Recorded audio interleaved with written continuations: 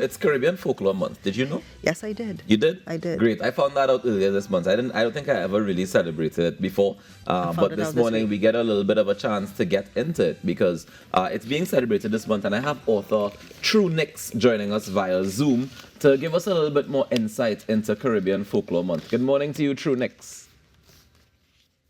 Hi, good morning. How are you doing this morning? Welcome to the show. So happy to have you on. Yes, I'm doing very well, thank you. All right. So tell us about Caribbean Folklore Month. How long has this been going on, and what is the purpose of it? Okay, this would be our third year celebrating it. And the mandate for Caribbean Books Foundation is to bring published books by Caribbean authors to the world. So in October 2021, remember, we are still very deep in the trenches with COVID. People were reading more and they were looking for book recommendations. And authors were publishing more. They were publishing a lot of books, and a lot of them were on folklore. So we always try to find new ways to promote authors. And Caribbean Folklore Month is an initiative that came out of that. It's basically a month where we highlight and celebrate the authors who write folklore and the folklore of the Caribbean. Nice. I love that for us because, of course, we have so many folklore stories. We hear them when we're growing up, and it's lovely to be able to have them in written form that you could pass on from generation to generation and not just depend solely on the oral tradition Yeah. to pass it down. And we're trying to preserve it as well. Most definitely. What other events can we expect during the month of October for 2023? Well, the National Library and Information Systems of Trinidad and Tobago, which includes Tobago Library Services and the Central Library of St. Lucia, they are our hosts for this year. They've graciously allowed us to use their space to host our small events. So we have a whole calendar. It's out on our Facebook page. We're on Facebook, Instagram, and Twitter. And we have readings by authors reading their folklore books. We have art and craft sessions where we will be actually like using the art to teach children about the folklore, the younger generations who probably wouldn't know about it. And then we also have a self-publishing seminar where authors who would like to write their own books, they can go to it and we will be having sessions with them. So there's actually a reading today in Tobago Scarborough Library. So if you're in Tobago, 5 p.m. today, David Raj Paul Singh will be reading from his book. Nice. You mentioned St. Lucia. Of course, we'll be talking about Caribbean folklore. What other islands are involved this year?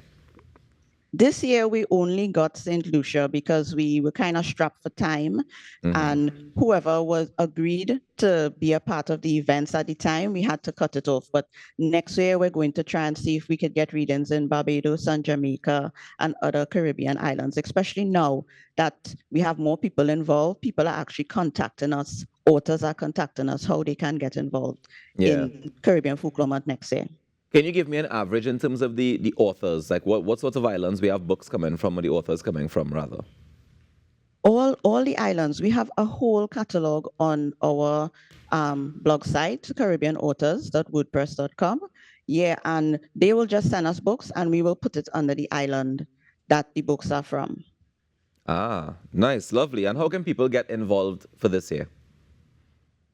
Well, we do the same thing that we tell you to do every year. We want you to share your stories about folklore, stories that your granny told you, stories that, you heard from your uncle or something that you read. Read a book, support an author. We have a lot of people sharing poems, like short verse poems. And what we will do during the month is that you will be able to qualify for a book giveaway. We give away books. And there are also cutouts at the libraries, cutouts of folklore characters. So if you go into Nales Port of Spain today, in the children's library, there's a cutout of Papa Boy, and in the young adults library, there's a cutout of Anansi. If you take a picture next to it and post it online, you could get a chance to win a free book. Nice, that's lovely. But I also understand that you guys are in the Rotunda at the Red House as well. Yes, we're at the Rotunda. So we collaborated with them. They were already going to do their showcase. But we collaborated with them because they wanted to add to it. So we actually gave them folklore books from authors. We gave them a cutout. So you can, I think the Rotunda, it's from the 16th, it's opening. Yeah.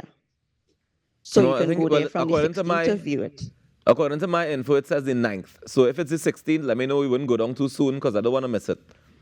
Yeah, it's the 16th? All right, I think fantastic. they moved it back. All right, and it's called Tales of Our Ancestors, yeah? Yes, Tales of Our Ancestors. So you can see all the Fantastic. artwork. So that way we could actually incorporate artwork, not just literature.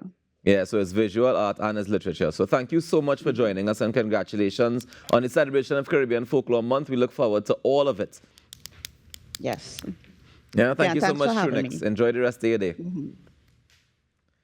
All right, guys, on that note, we take a quick break and come back with more inside the Now Morning Show. Stick around. We go till 8 a.m.